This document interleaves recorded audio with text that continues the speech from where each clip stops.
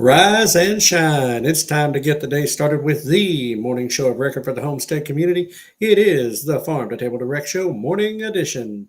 On today's show, 15 frugal ways to build a food stockpile on just $10 a week. Here we go. Good morning, everyone. Welcome in on this Tuesday morning. Special welcome in to all the morning crew, the regulars that are here with me in the chat. Bad news. This is Memorex. Today is Memorex Ryan. So there you go, Robbie. It's Memorex Ryan today. The reason is, well, I had to be at work.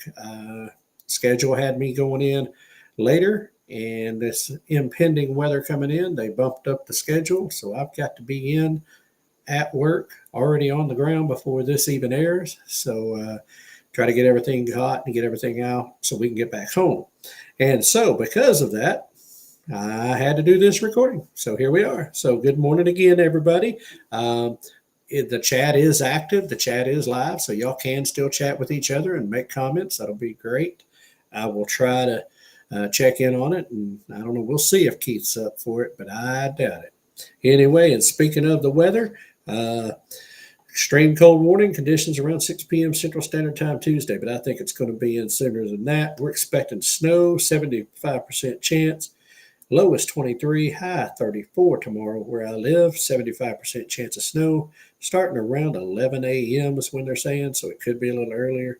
But anyway, that's what's going on in the weather here. Hope you all are been to the box store to get your bread and milk so you can weather any emergency with bread and milk. Seems to be the craze. But anyway, hope you all, those that live in the path of this storm that's coming through, and others that you're buttoned up and got all your stuff you need, and you stay safe, stay dry, stay warm.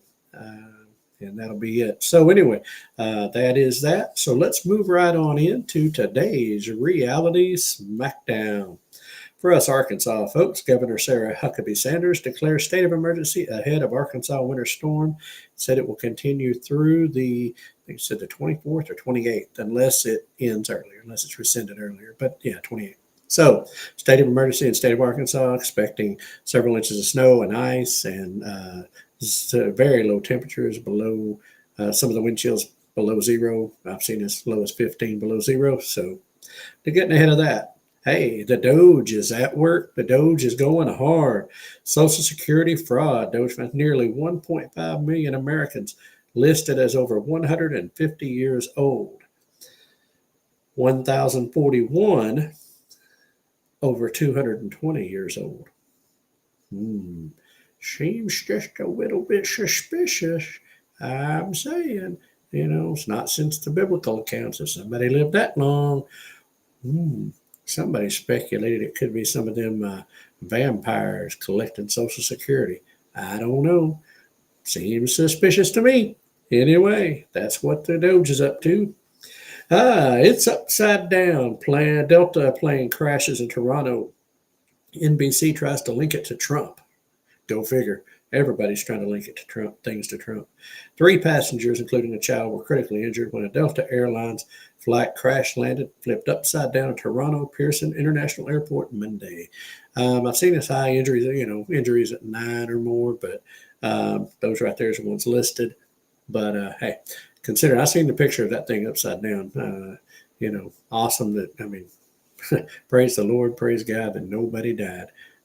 So that's the thing there. But anyway, so yeah, it was upside down. And yesterday, President Trump reverses COVID vaccine mandate compliance. And this is directed at education facilities from pretty much everybody within the Department of Education facilities, contract, whatever, the mandates and stuff like that, from K all the way through higher education, that said nobody should be having to choose between their health or going to school and getting a degree. So that was his thing, and it's a big old long story there, but we're not going to get into it. But anyway, there's some of your news headlines for the day and today's Reality Smackdown. All right, now let's move right on for this day in history. February the 18th. It's a Tuesday, Taco Tuesday. 1878, John Tunstall is murdered by outlaw Jesse Evans, sparking the Lincoln County War in Lincoln County, New Mexico. Go watch Young Guns. Show you all about it. Might not be historically accurate, but tells the story. Anyway, 1879, French sculptor Frederic Auguste Bartholdi, say that fast real time, 3 times. Anyway, is awarded a U.S. patent for his design for the Statue of Liberty. Hurrah for liberty. There you go. 1885, Mark Twain publishes The Adventures of Huckleberry Finn. Great book, great story, great story. 1932, or 1930, y'all guys are going to love this. This is an awesome headline. I put it in here just because I don't even know the details. I'm going to have to look it up later. 1930, cow flown and milked. Milk sealed in paper containers and parachuted. I've heard of when pigs fly. Didn't nobody say anything about flying cows, but maybe that's when the cow jumped over the moon. I don't know. Anyway, fast forwarding, 1977, this day in history, American rock band Kiss played their first concert in their hometown venue of Madison Square Garden in New York City. God, they were from Detroit. I don't know, maybe not. Anyway, either way, they played Madison Square Garden. Cool. 1977, the Space Shuttle Enterprise takes its maiden flight affixed atop a Boeing 747 shuttle aircraft carrier. That's right. This ongoing mission to seek strange new worlds. To boldly go. I don't know where boldly go is, but they're there. Boldly go where no one has gone before. Interesting enough, every time they went somewhere nobody else had went before, there was somebody there. I don't know. Seems bizarre to me.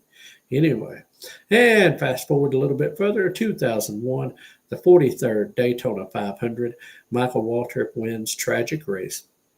Last lap crash claims the life of Dale Earnhardt, prompting sport to implement new safety procedures. So sad day in the sporting world. I was watching that on television as it happened and was in a state of shock. I still remember it. Anyway, it was tragic day. So there you go. A little bit of stuff from this day in history. But I love the whole, Starship Enterprise. But the cow flying and milk, being flown and milk, that's just amazing.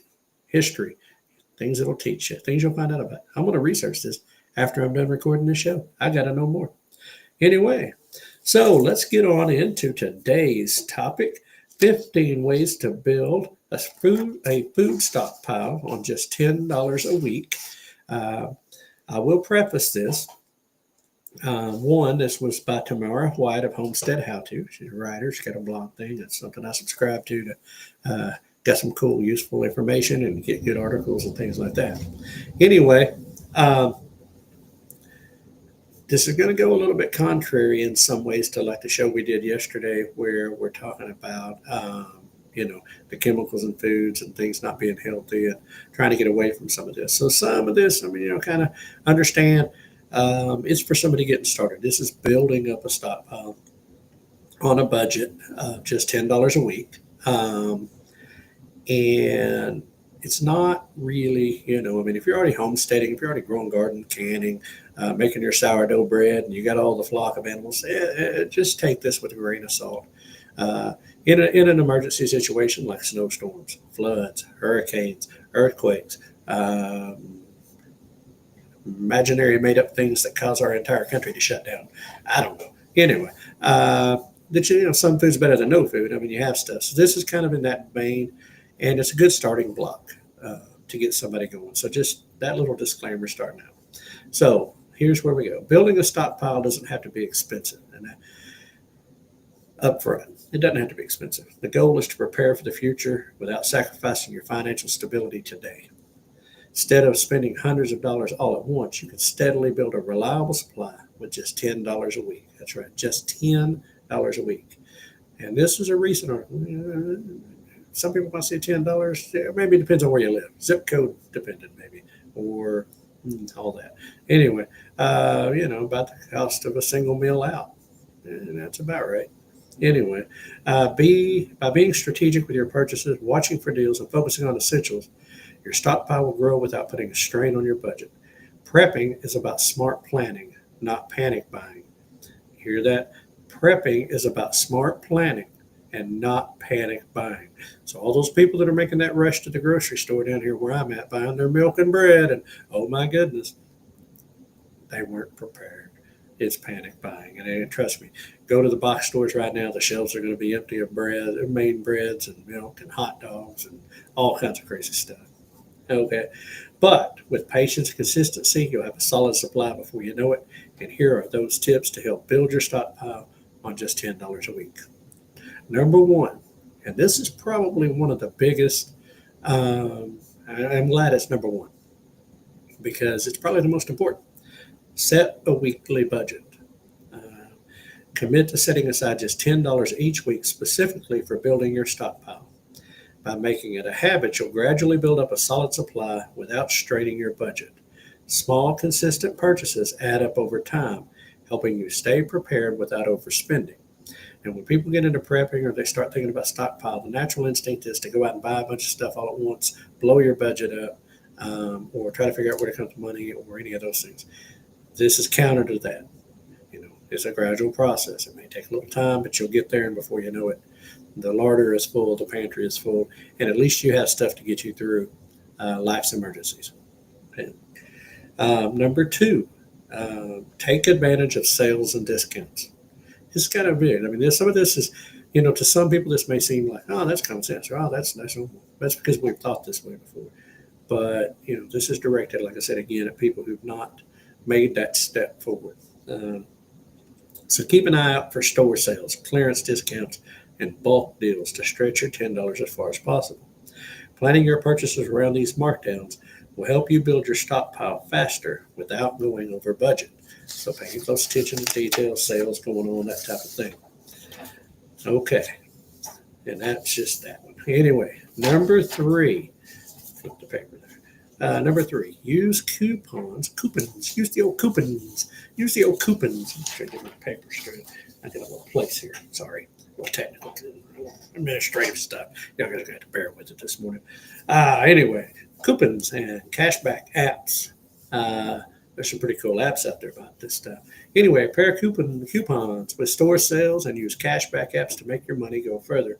Subscribing to essential items through programs like Subscribe and Save type programs can also help you cut costs on things you regularly use, making it easier to grow your stockpile without overspending. Coupons. I remember sitting around the table and clipping coupons and having little things and knowing all this stuff, and got away from that. Got way away from that habit, and it still really had to get back into it. But you can save yourself quite a bit with the old coupons. And now things are pretty well digital. The old days of the newspapers, they're still out there, but it's kind of a different thing. Now everything's digital. I mean, when me and my wife go shopping stuff, certain places, she'll have those digital coupons on the phone, scan it and all that. It's changed, it's evolved, but hey, the coupons are still out there, the discount deals and those apps that, there's even one for fuel out there that can bring you cash back on your fuel purchases that I heard about on the radio. Don't know if it's legit, just heard it on a radio ad, so take that for what it is. All right. Number 4, prioritize shelf-stable foods. Doesn't do you any good to spend money on stuff that ain't going to last. When building a stockpile on a budget, focus on long-lasting essentials like rice, pasta. This is where some people mean canned goods and dried beans. Now listen, I understand canned goods have all kinds of preservatives, things like that. That's what makes it last so long. But if you're building a stockpile for emergency preps, that kind of thing, it probably might be a better way to go. But I like frozen, and if you got a deep freezer and you got a way to keep enough in a deep freezer and cycle it that way, if you're going to buy store-bought vegetables, now I would say also, of course, if you're going to have stuff that you're going to store, it's going to have to be freeze-dried or frozen or something. But anyway, and dried beans. Now, rice and beans, beans and rice and beans, beans and rice. These staples are affordable, have a long shelf life, and provide a solid foundation for meals in any situation. Because while it might not be the best, in a pinch, or in a situation where you can't get food for a few days, it's gonna sustain you, and that's really what this is about, is sustainment. Okay. Number 5, choose generic brands. Now this just is what it is. Choose generic brands. Store brand products often offer the same quality as name brands, but at a lower price. Opting for generics is an easy way to stretch your budget while stocking up on essentials. Now again, I understand You know, some things we don't like to buy. We talk about the processed, ultra processed. And we're going to get into some things here in just a minute. But I just want you to understand, I'm not backtrack. I'm not, wishy washy, whatever. I still think that fresh food, canning. Even though I'm still learning all this and I'm going through it, I see it as the fact that that's the smart way to do things. But in the process, as you're going through the process, some of you remember the process. You've been through it already of transitioning from one way to another. You got to take baby steps. Okay, so this is helping people out. This is passing on some info for those who haven't taken that leap, or maybe you're still getting things going in the right direction. Okay. Anyway, but opting for generics, easy way to stretch your budget, stocking up. Number 6, stock up on staples first. Now you say staples, yeah, not the T50 staples, not stapling paper together, not those staples, folks. Food staples. Cover basic meal needs. Start with essentials. These are staples: flour, sugar, salt, rice, and beans. And I keep saying rice and beans. You see, that's 2 different ones: rice and beans, beans and rice. You can buy it in big packages. It's cheap. It's got a long shelf life, and it's packed with the things you need to keep the body going during those times. And you can make a lot of meals. Different things require this, and so you can do a lot with those. But those, and you can build up from there. So again, the staples: flour, sugar, salt, rice, beans, etc. Those are good ones. All right, moving on. Now this is where we make a little bit of a kickback to our way of doing things. Support your local farmers. You hear that? Support the local farmers. All right. Remember that old show? Remember that old thing? Support your local sheriff. Well, support your local farmers. Local farmers often sell their produce. I don't know about this. It says often sell your produce at a fraction of grocery store prices. I don't know. But I know it's better. Okay. And sometimes, now this is true, they'll even let people pick leftover crops for free. It's a win-win. They clear their fields, you get fresh food without spending much. A small gesture like offering a few dollars can build a good relationship and may even lead to more opportunities to stock up each season. Get to know them first. Go out, meet them, conversate, do that thing that doesn't involve texting and social media, but, actually like have a conversation, build up a relationship, might save you some money. And even at that, you're going to get better quality food. So there you go. Number 8, shop at discount stores. Stores like Aldi, Dollar Tree, or local discount grocers often have lower prices on pantry staples. That's a good place to go look for things. I will admit that. Try to look for other alternatives. That's thinking outside the box a little bit. Now, I like to shop at those stores anyway for a lot of things, just besides staples. And me and my wife, we're big on thrifting. We're big on buying, a lot of things through the thrift and buying secondhand off marketplaces and things like that. Saves a lot of money. You still get what we need, and don't spend near the budget on it. So anyway, shop at discount stores, folks. It's a good way. That's good advice for anybody. I don't care whether you're stockpiling or not. Okay, number 9, and this is advisory right here. This is kind of a thing. Build your stockpile gradually. Goes back to having a plan. Goes back to taking your time. Build your stockpile gradually. Instead of trying to buy everything at once, add a little extra to your stockpile each week. Prioritize essentials when they're on sale. If beans are discounted, grab those instead of unnecessary items like soda, if you're drinking soda. Small, consistent purchases will add up over time without straining your budget. So that's it. You're taking steps forward every day, and that's a big part of it. So, remember that, unless you unless you got some money or buried somewhere in a mason jar or you hit the lottery, you're probably going to have to do this gradually. Okay? It's just the way things are. Most people don't have the money to just go out and buy all this at one time. No, I don't, so I don't expect anybody else to. All right, number 10, and this is very important. Stock up on protein sources. Got to have the proteins, okay? Now, I understand eggs, chicken. There's other things that have protein besides what I'm about to mention. This is, again, emergency stockpile. Okay. Make sure to include protein-rich items like canned meats and peanut butter in your stockpile. Canned chicken, surprisingly, ain't that bad. But that might not be good. That's good for you, but it's going to do in a pinch. They may not be your first choice now, but in a pinch, just like I said, having shelf-stable protein can make a big difference when fresh options aren't available. It's a key statement there, when fresh options aren't available. All right, now number 11 right here. It's in the middle of everything towards the end, but man, is this one important. Water, water, water, water, water, water. You got to have water. All right.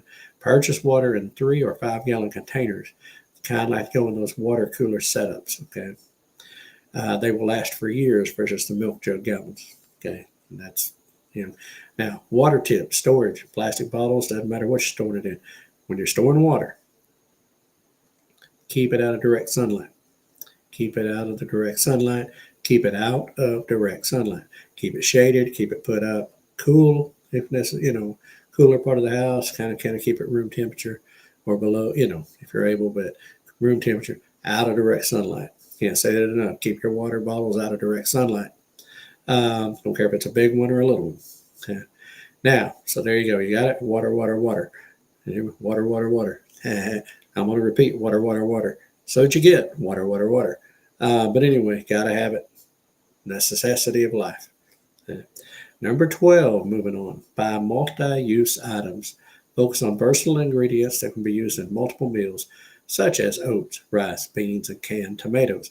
I would add your spices, your seasonings, things like that. Those are multi-use. You can spread them across things. Get those things in your pile as well. I'm not, I said this is about being able to prepare meals. Now, I'm going to put a little thing at the end of this about preparing meals and storage and everything, but just going through this list right now. Number 13, rotate and monitor expiration dates. Keep your stockpile organized by labeling and tracking expiration dates to prevent waste. When you buy new items, place them at the back and use the oldest ones first, like cooking that bag of beans before opening a new one. This simple habit helps you stay frugal while making the most of what you have.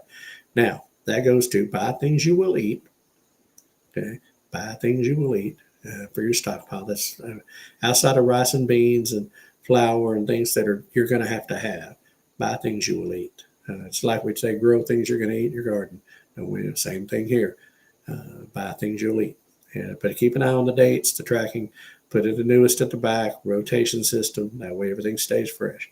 And you're using the money you're spending.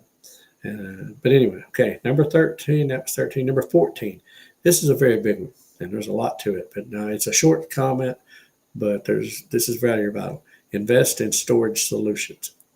Use airtight containers and shelves to store food properly and protect against pests. Mylar bags are going to be your friend, and that's a fact. Airtight storage, Mylar bags are great. Keeping the temperature sensitive, paying attention to you don't want to put it outside in the middle of the building where it's going to get burned up hot. Okay. Now, with that in storage, that also adds in canning, freeze drying, some methods of preserving that are, fermenting, etc., so that you can have it later. But those are advanced storage options. I'm just trying to help people out here. Food grade buckets that you can pick up at local stores. Things like that that'll help you preserve this food longer, keep the rodents and pests out of it, and have it there when you need it. All right, and number 15, boom, boom, boom, boom. This is a mental thing. Stay consistent, but be patient. Building a stockpile doesn't happen overnight, and that's okay.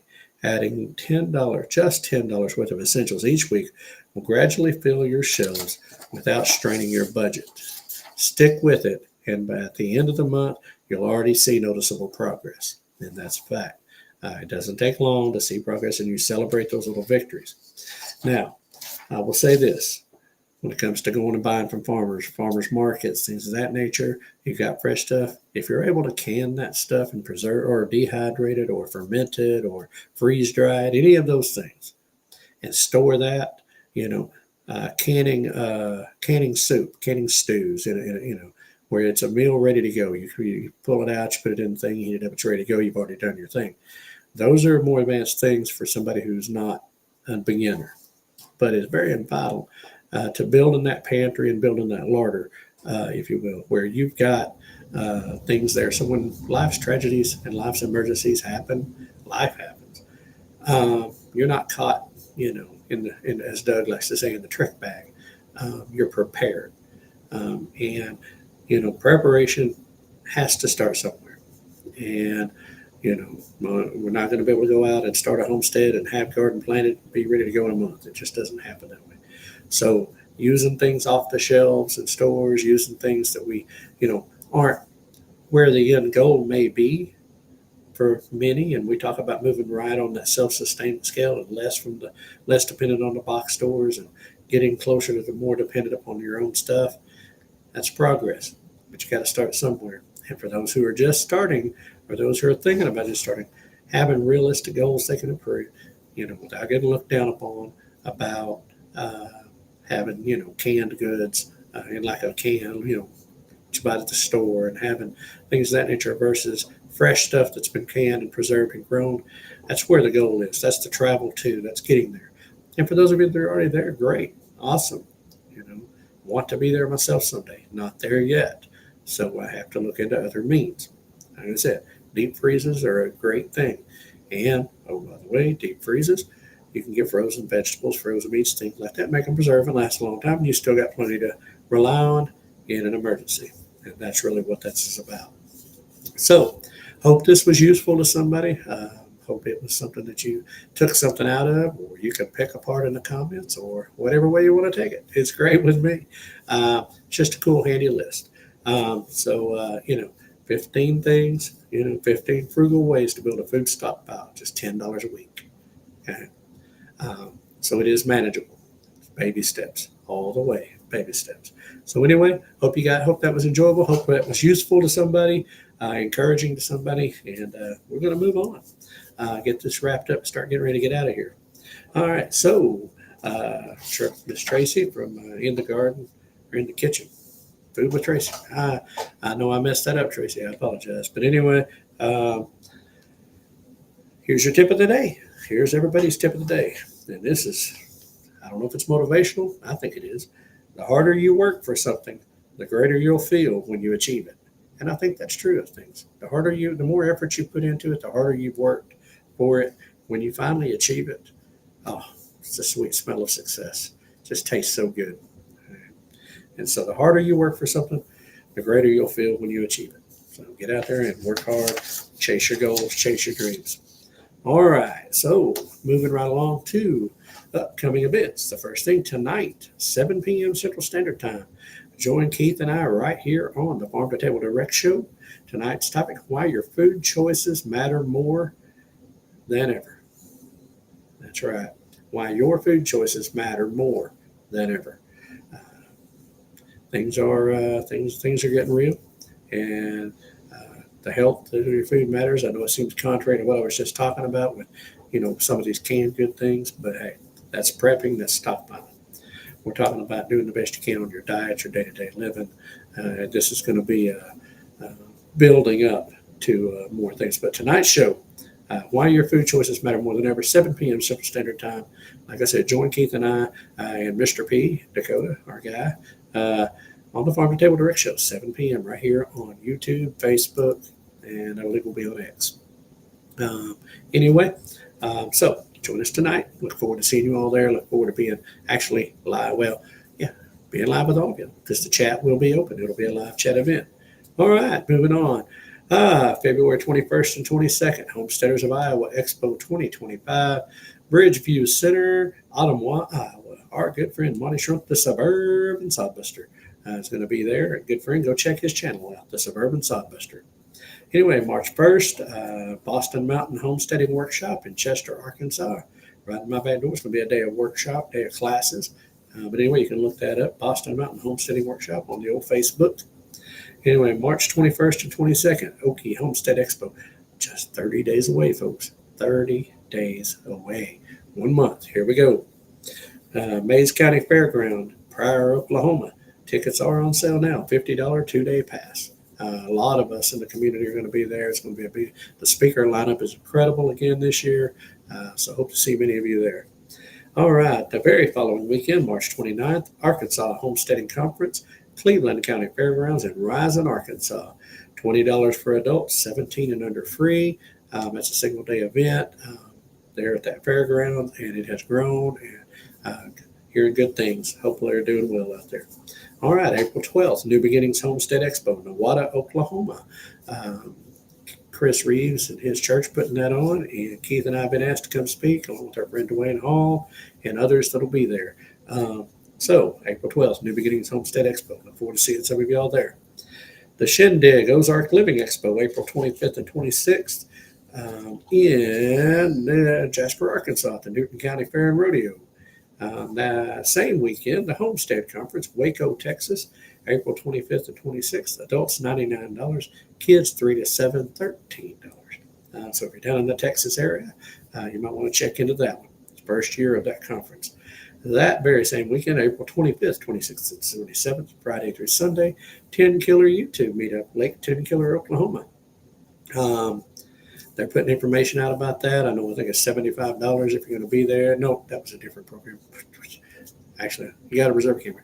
Anyway, might want to get with Gillum Farms. I know they're part of the planning on this and some others. But anyway, you can email RSVP if you're going to be there one day, both days, whatever, all 3 days, to 10 Killer YT. That's 10 Killer YouTube, or 10 Killer YT at gmail.com.